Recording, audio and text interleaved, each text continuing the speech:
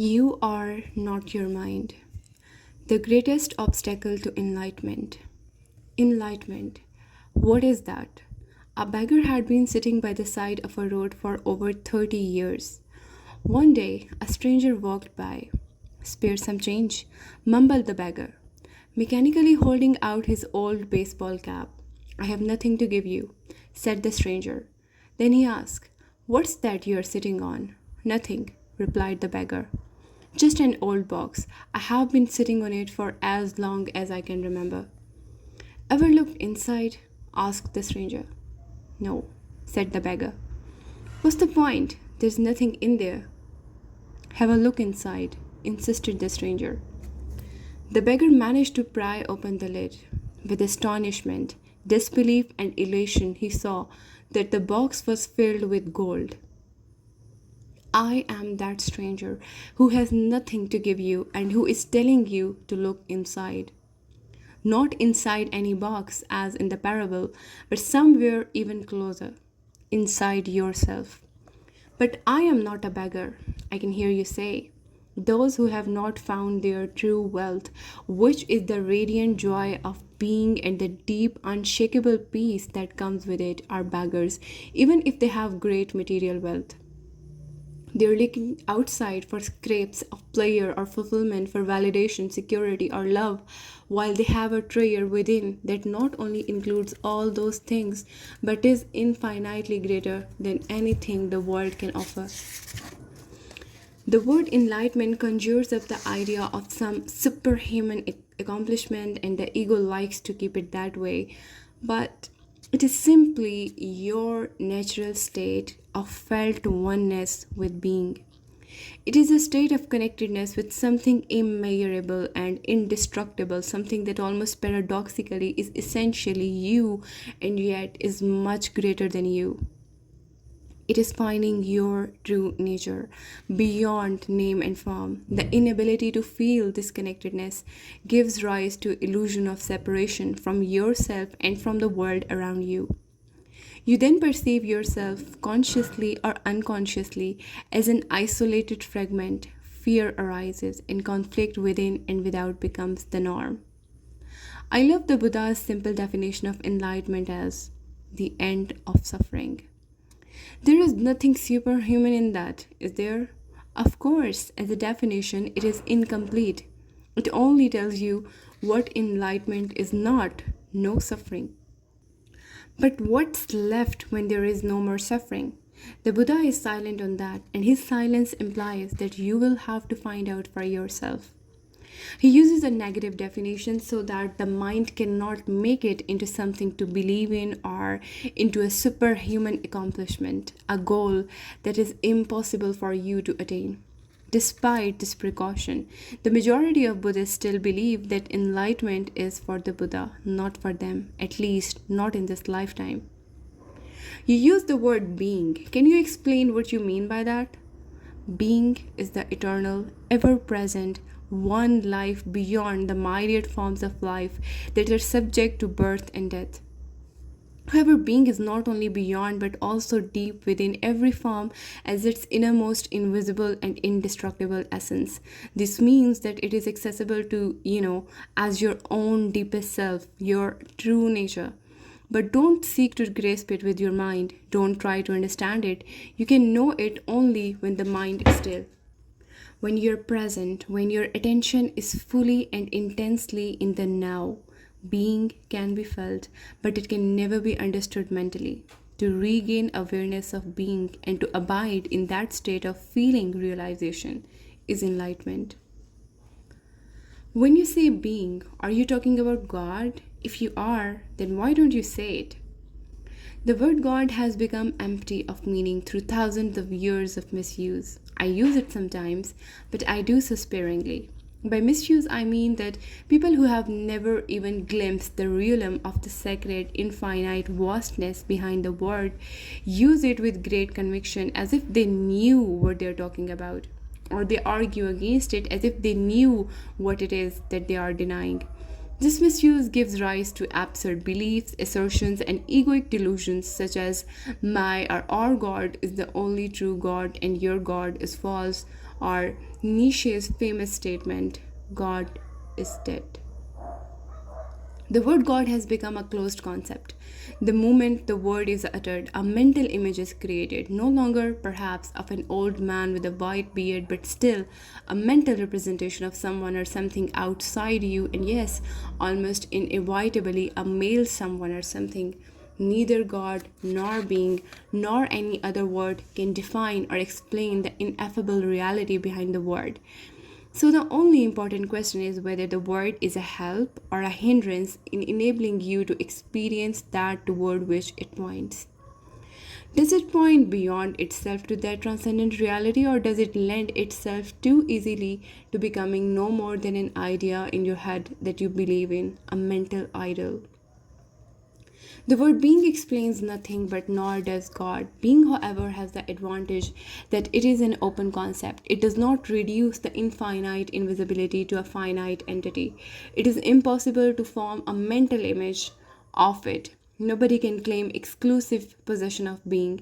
It is your very essence, and it is immediately accessible to you as the feeling of your own presence, the realization I am that is prior to I am this or I am that. So it is only a small step from the word being to the experience of being.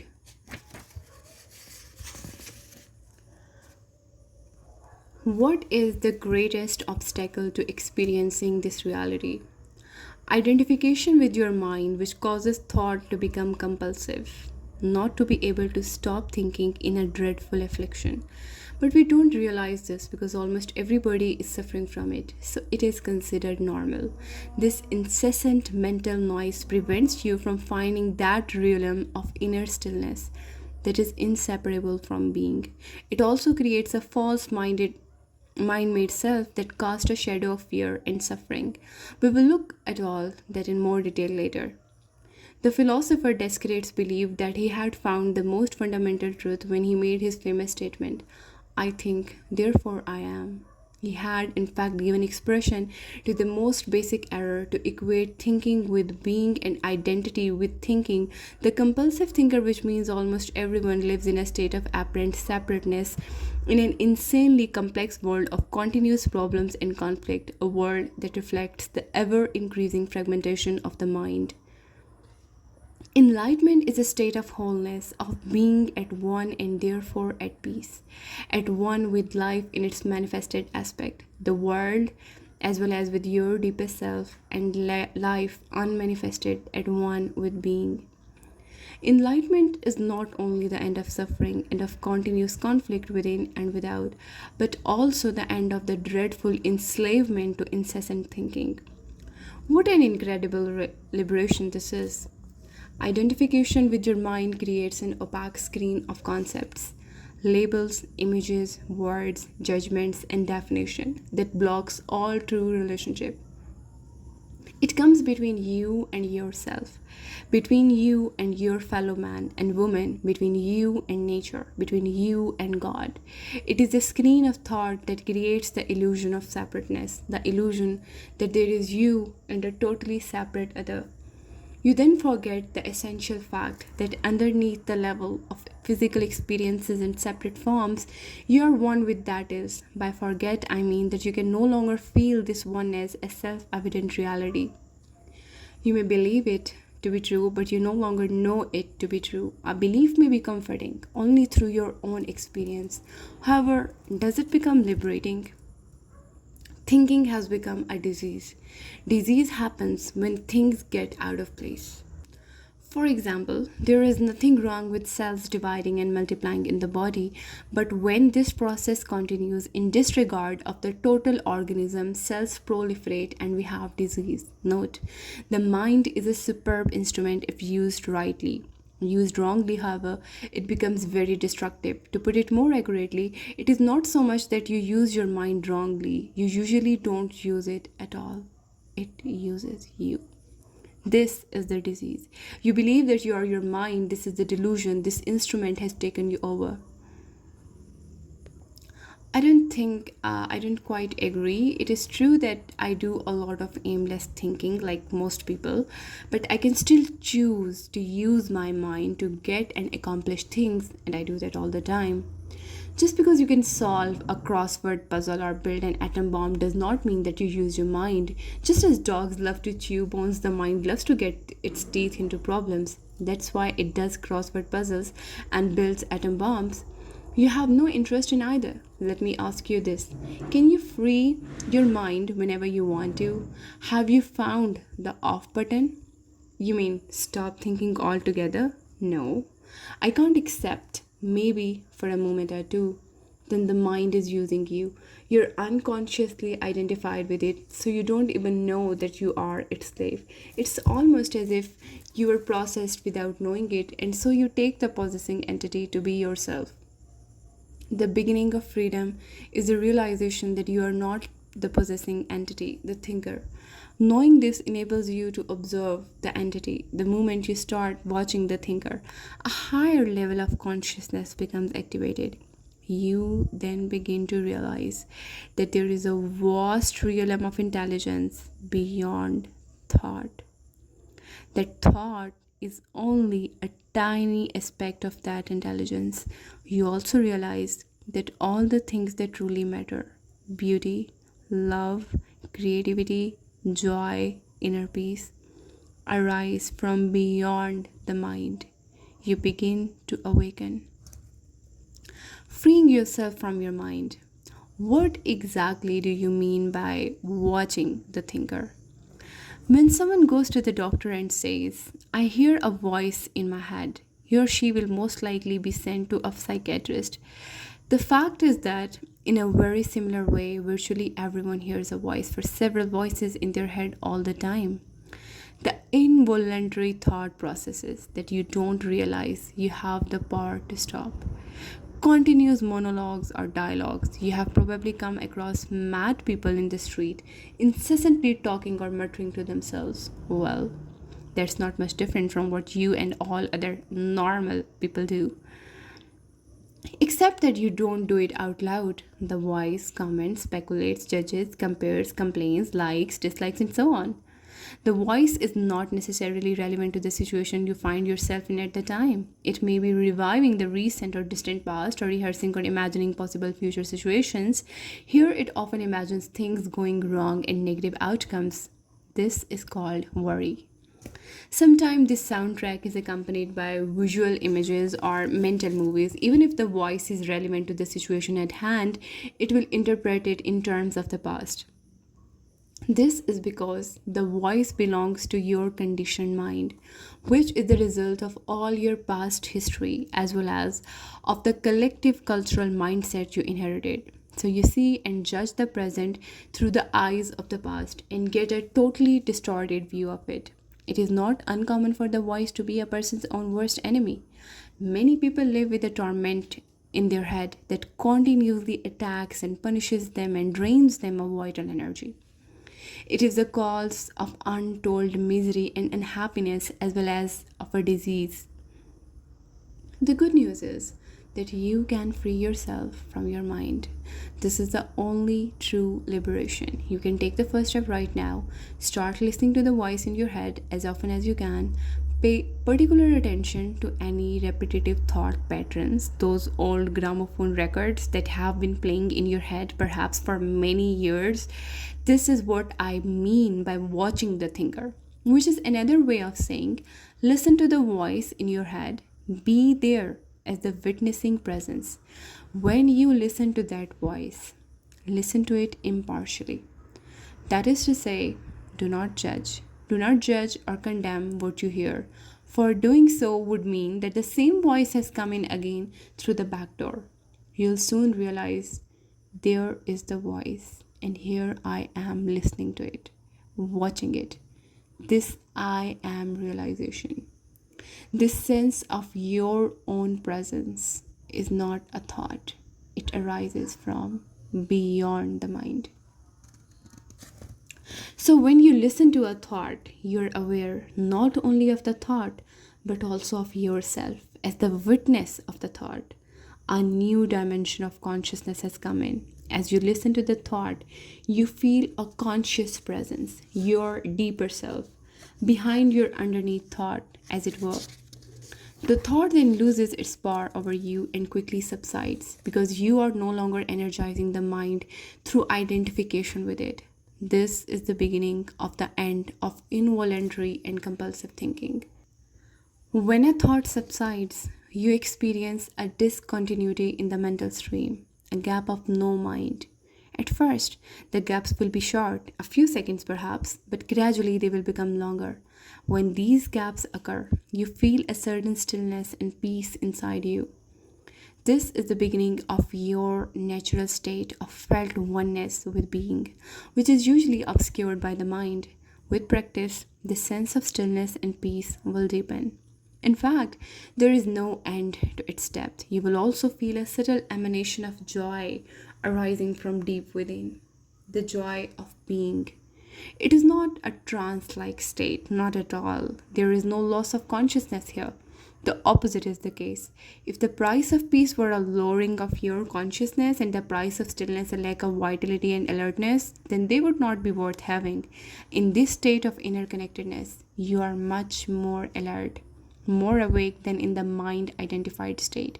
You are fully present. It also raises the vibrational frequency of the energy field that gives life to the physical body. As you go more deeply into this realm of no mind, as it is sometimes called in the East, you realize the state of pure consciousness. In that state, you feel your own presence with such intensity and such joy that all thinking, all emotions, your physical body, as well as the whole external world become relatively insignificant in comparison to it. And yet, this is not a selfish but a selfless state. It takes you beyond what you previously thought of as yourself. That presence is essentially you, and at the same time, inconceivably greater than you. What I'm trying to convey here may sound paradoxical or even contradictory, but there is no other way that I can express it. Instead of watching the thinker, you can also create a gap in the mind stream by simply directing the focus of your attention into now. Just become intensely conscious of the present moment. This is a deeply satisfying thing to do. In this way, you draw consciousness away from mind activity and create a gap of no mind in which you are highly alert and aware, but not thinking.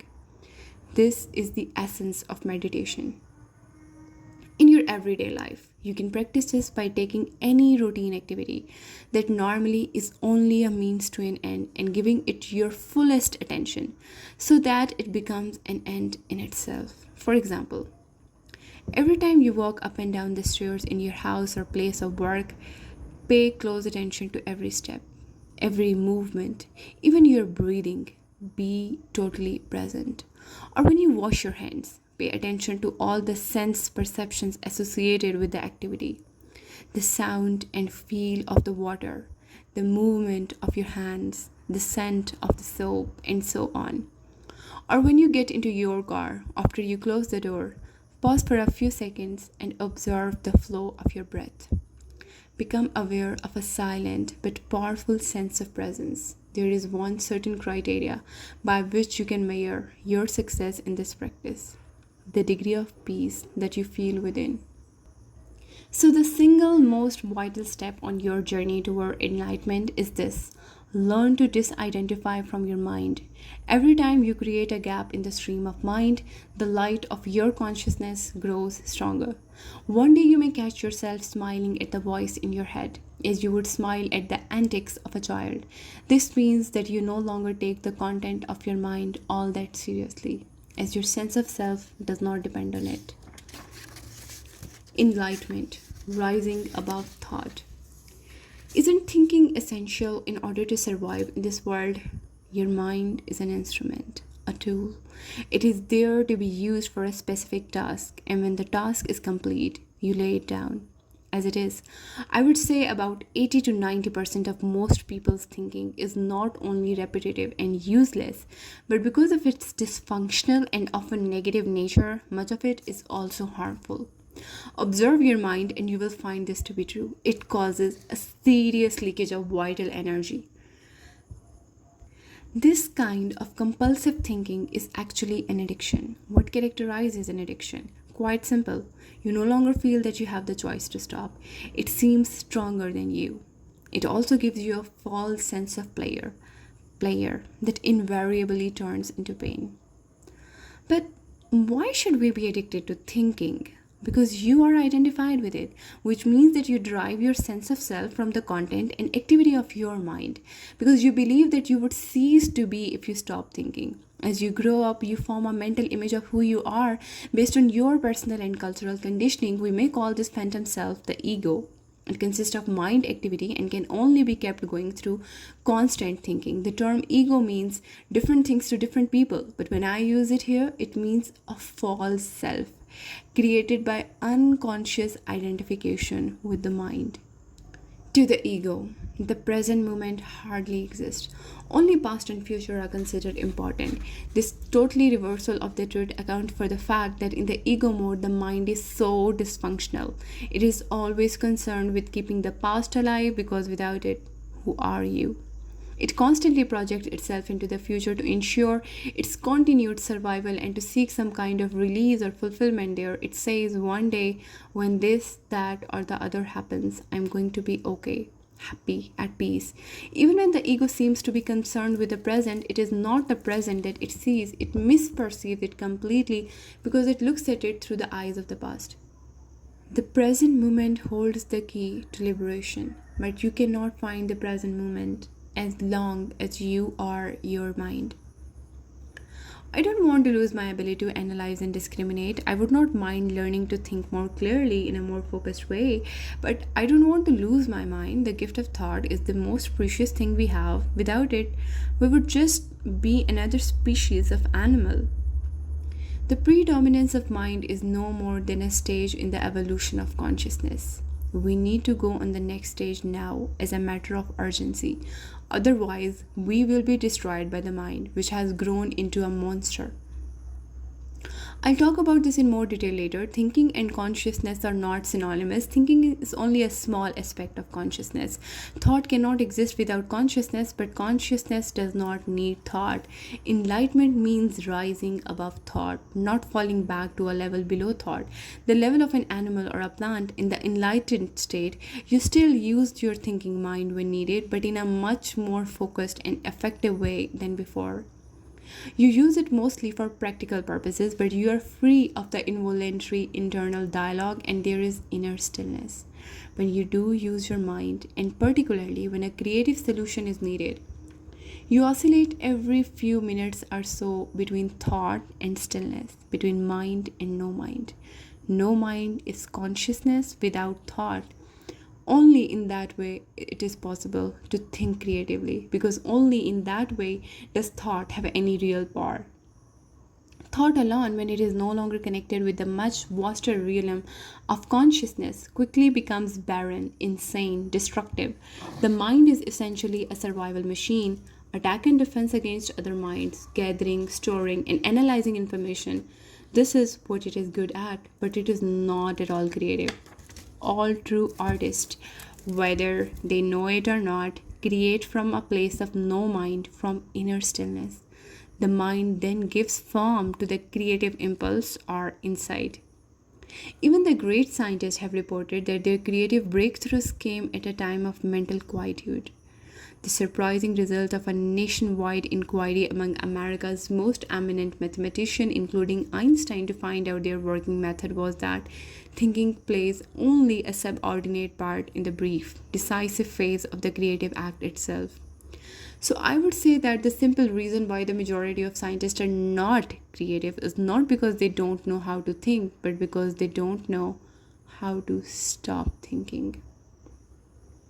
It wasn't through the mind, through thinking, that the miracle that is life on earth or your body were created and are being sustained. There is clearly an intelligence at work that is far greater than the mind. How can a single human cell measuring 1 by 1,000 of an inch across contains instructions within its DNA that would fill 1,000 books of 600 pages each? The more we learn about the workings of the body, the more we realize just how vast is the intelligence at work within and how little we know. When the mind reconnects with that, it becomes the most wonderful tool. It then serves something greater than itself. Emotion. The body's reaction to your mind. What about emotions? I get caught up in my emotions more than I do in my mind. Mind, in the way I use the word, is not just thought, it includes your emotion as well, all unconscious mental emotional reactive patterns. Emotion arises at the place where mind and body meet. It is the body's reaction to your mind, or you might say a reflection of your mind in the body. For example, an attack thought or a hostile thought will create a buildup of energy in the body that we call anger. The body is getting ready to fight. The thought that you are being threatened physically or psychologically causes the body to contract. And this is the physical side of what we call fear. Research has shown that strong emotions even cause changes in the biochemistry of the body. These biochemical changes represent the physical or material aspect of the emotion. Of course, you are not usually conscious of all your thought patterns, and it is often only through watching your emotions that you can bring them into awareness. The more you're identified with your thinking, your likes and dislikes, judgments and interpretation, which is to say, the less present you are as the watching consciousness, the stronger the emotional energy charge will be, whether you are aware of it or not. If you cannot feel your emotions, if you are cut off from them, you will eventually experience them on a purely physical level, as a physical problem or symptom. A great deal has been written about this in recent years, so we don't need to go into there.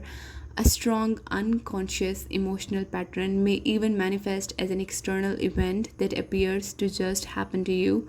For example, I have observed that people who carry a lot of anger inside without being aware of it and without expressing it are more likely to be attacked verbally or even physically by other angry people, and often for no apparent reason. They have a strong emanation of anger that certain people pick up subliminally, and that triggers their own latent anger. If you have difficulty feeling your emotions, start by focusing attention on the inner energy field of your body. Feel the body from within. This will also put you in touch with your emotions. We will explore this in more detail later. You say that an emotion is the mind's reflection in the body. But sometimes there is a conflict between the two. The mind says no, while the emotion says yes, or the other way around. If you really want to know your mind, the body will always give you a truthful reflection. So look at the emotion, or rather feel it in your body. If there is an apparent conflict between them, the thought will be the lie, the emotion will be the truth. Not the ultimate truth of who you are, but the relative truth of your state of mind at that time. Conflict between surface thoughts and unconscious mental processes is certainly common. You may not yet be able to bring your unconscious mind activity into the awareness as thoughts, but it will always be reflected in the body as an emotion. And if this, you can become aware. To watch an emotion in this way is basically the same as listening to or watching a thought, which I described earlier. The only difference is that while a thought is in your head, an emotion has a strong physical component and so is primarily felt in the body. You can then allow the emotion to be there without being controlled by it. You no longer are the emotion. You are the watcher, the observing presence. If you practice this, all that is unconscious in you will be brought into the light of consciousness. So observing our emotion is as important as observing our thoughts. Yes, make it a habit to ask yourself, what's going on inside me at this moment? That question will point you in the right direction. But don't analyze, just watch. Focus your attention within. Feel the energy of the emotion. If there is no emotion present, take your attention more deeply into the inner energy field of your body. It is the doorway into being. An emotion usually represents an amplified and energized thought pattern, and because of its often overpowering energetic charge, it is not easy initially to stay present enough to be able to watch it. It wants to take you over, and it usually succeeds unless there is enough presence in you. If you are pulled into unconscious identification with the emotion through lack of presence, which is normal, the emotion temporarily becomes you. Often a vicious circle builds up between your thinking and the emotion. They feed each other. The thought pattern creates a magnifying reflection of itself in the form of an emotion, and the vibrational frequency of the emotion keeps feeding the original thought pattern. By dwelling mentally on the situation, event, or person that is the perceived cause of the emotion, the thought feeds energy to the emotion, which in turn energizes the thought pattern, and so on. Basically, all emotions are modification of one primordial, undifferentiated emotion that has its origin in the loss of awareness of who you are beyond name and form. Because of its undifferentiated nature, it is hard to find a name that precisely describes this emotion. Fear comes close, but apart from a continuous sense of threat, it also includes a deep sense of abandonment and incompleteness. It may be best to use a term that is as undifferentiated as that basic emotion and simply call it pain. One of the main tasks of the mind is to fight or remove that emotional pain, which is one of the reasons for its incessant activity. But all it can ever achieve is to cover it up temporarily. In fact, the harder the mind struggles to get rid of the pain, the greater the pain. The mind can never find the solution, nor can it afford to allow you to find the solution because it is itself an intrinsic part of the problem. Imagine a chief of police trying to find an arsonist when the arsonist is the chief of police. You will not be free of that pain until you cease to drive your sense of self from identification with the mind, which is to say, from ego. The mind is then toppled from its place of power, and being reveals itself as your true nature. Yes, I know what you're going to ask. I was going to ask, what about positive emotions such as love and joy? They are inseparable from your natural state of interconnectedness with being. Glimpses of love and joy or brief moments of deep peace are possible whenever a gap occurs in the stream of thought. For most people, such gaps happen rarely and only accidentally, in moments when the mind is rendered speechless, sometimes triggered by the great beauty, extreme physical exertion, or even great danger. Suddenly, there is inner stillness, and within that stillness, there is a subtle but intense joy. There is love, there is peace. Usually, such moments are short lived, as the mind quickly resumes its noise making activity that we call thinking. Love, joy, and peace cannot flourish until you have freed yourself from mind dominance. But they are not what I would call emotions. They lie beyond the emotions on a much deeper level. So you need to become fully conscious of your emotions and be able to feel them before you can feel that which lies beyond them. Emotion literally means disturbance. The word comes from the Latin immovere, meaning to disturb. Love, joy, peace are deep states of being, are rather three aspects of the state of interconnectedness with being. As such, they have no opposites because they arise from beyond the mind. Emotions, on the other hand, being part of the dualistic mind, are subject to the law of opposites. This simply means that you cannot have good without bad. So, in the unenlightened, mind identified condition, what is sometimes wrongly called joy, is the usually short lived player side of the continuously alternating pain or player cycle. Pleasure is always derived from something outside you, whereas joy arises from within. The very thing that gives you pleasure today will give you pain tomorrow, or it will leave you, so its absence will give you pain. And what is often referred to as love may be pleasurable and exciting for a while, but it is an addictive clinging. an extremely needy condition that can turn into its opposite at the flick of a switch. Many love relationships after the initial euphoria has passed actually oscillate between love and hate, attraction and attack. Real love doesn't make you suffer. How could it? It doesn't suddenly turn into hate, nor does real joy turn into pain. As I said, even before you are enlightened, before you have freed yourself from your mind, you may get glimpses of true joy, true love, or of a deep inner peace, but still vibrantly alive.